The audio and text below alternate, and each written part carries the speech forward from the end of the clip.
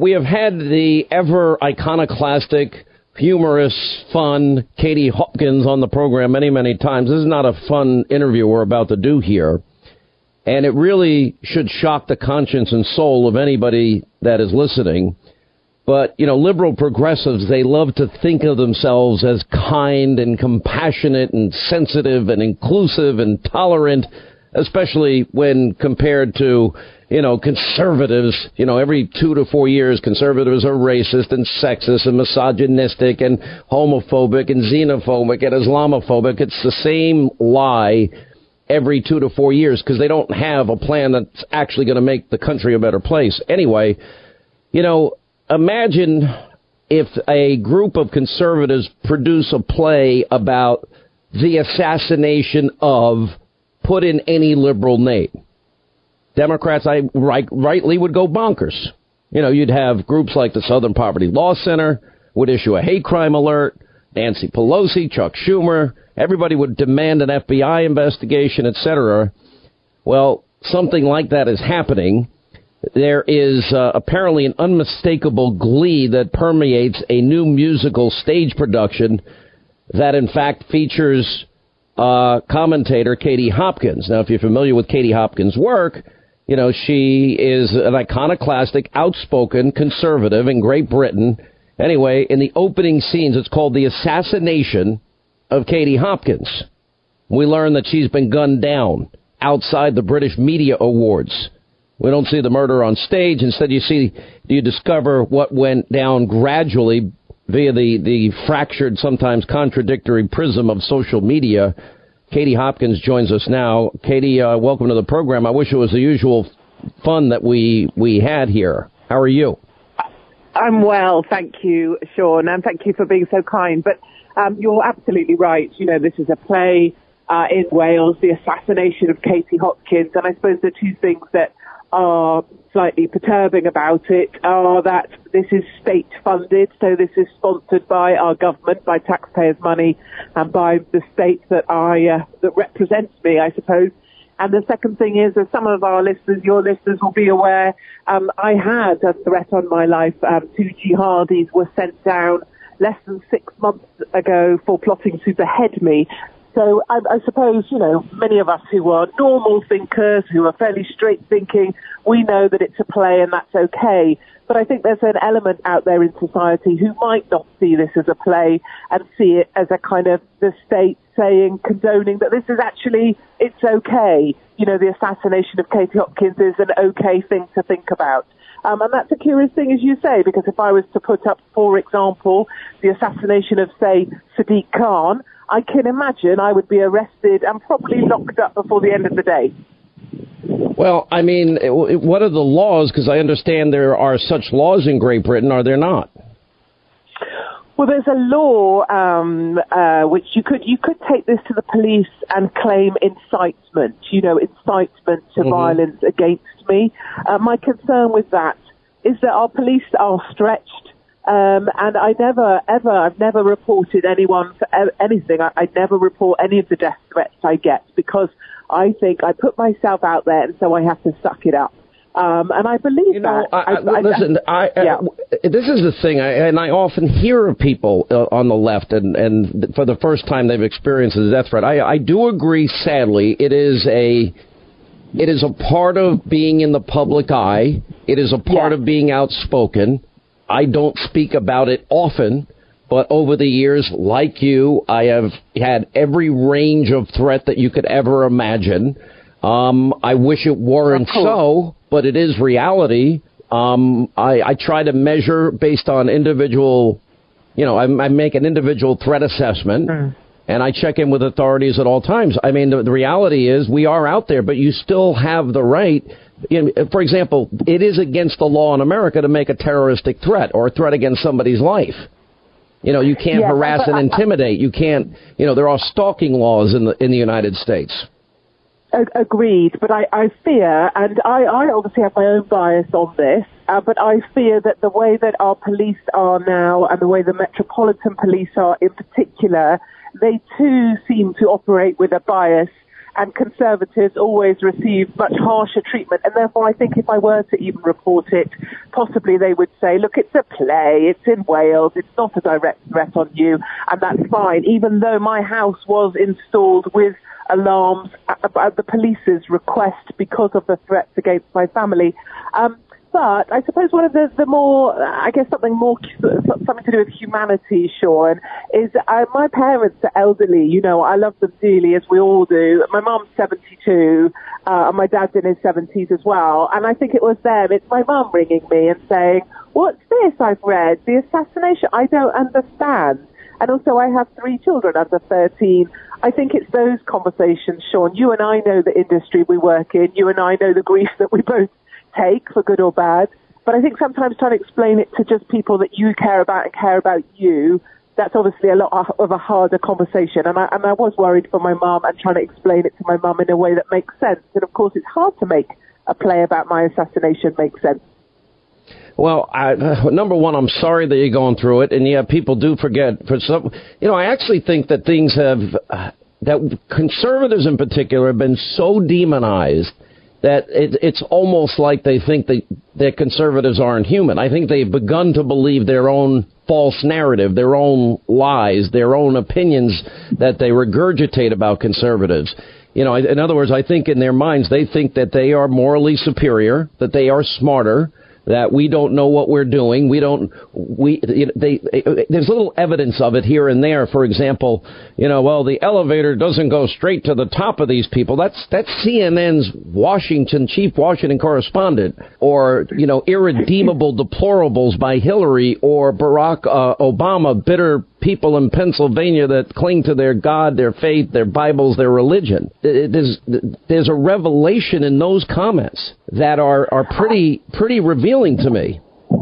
Yes, I agree. And there is a little bit of that sense of this with this as well, because it's a play and therefore it sits under the bracket of kind of art and performance. It's seen as something, there's some kind of sneering that goes alongside this, as if people like me, people that I represent, Brexiteers, Trump supporters, Conservatives, we're too stupid to get how clever this play is.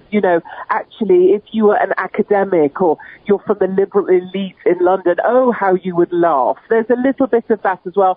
And with our state reporting from our BBC, the state media, in support of the play. If they could talk about this play more, I don't know how they could. It seems to have taken priority above everything else in the news agenda. However, Sean, we battle forward, we battle on, and we are not deterred by these sorts of things. I'm certainly not.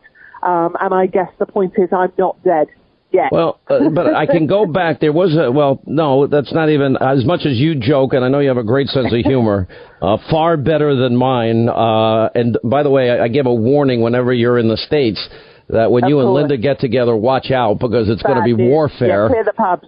Yeah, clear the path.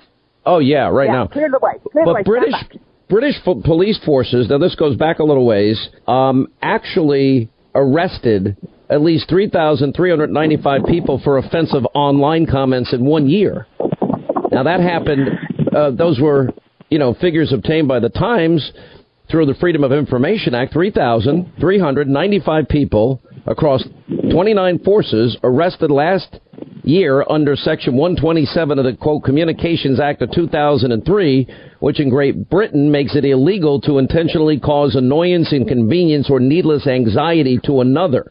I'm sorry, the year was 2016. Now, it would seem that your case fits that definition perfectly, and there's obviously a lot of precedent for it. I think you're right, and there has been legal advice taken. I have been to see lawyers, and I have taken legal advice. But on balance, I see that in my heart, I guess as a true conservative who believes in, people being free other than obeying. This isn't about Katie, your safety is not about being a conservative or a liberal. Your safety is about your safety. This is about your family. This is about your husband, your kids. I do agree with you, but there is this thing in me, and we get brought up with it, isn't it? You don't bother the police, you don't make a fuss, you don't get in the way of the police because they have a job to do. And I know that doesn't really stand up these days when our police are policing Twitter, particularly my Twitter, at £1.7 million a year to do so. So I could complain, but I still try and hold the high ground and say, listen, I can channel my energies better than by complaining. I may be wrong. Listen, this may be the first time we really have a passionate disagreement here, because I think your thinking is wrong on this. I think the idea... You may be right. You know, what do we talk about all the time? What does the left talk about? Hate language. Now, I think at the end of the day, the people that act or commit acts of violence, they ultimately are held responsible. But if people are trying to inspire such violence, and I think the assassination of Katie Hopkins' play would fit that category, I think it deserves attention, especially in light of what the laws are in Great Britain. And certainly a lot of recourse has been taken by a lot of other people. Look, if not for yourself, No. Certainly for your family. Children. Yes, of course. And I think you probably are right, Sean. I think probably I spend a little bit too much time accepting everything that comes my way, because that's my manner. And perhaps this is it's my manner too. I mean, you have to. Yeah, of course. But we are in London, in particular, is a terrifying place. We have a higher murder rate than New York right now. The 64th victim fell last night, 63 murders in 2018.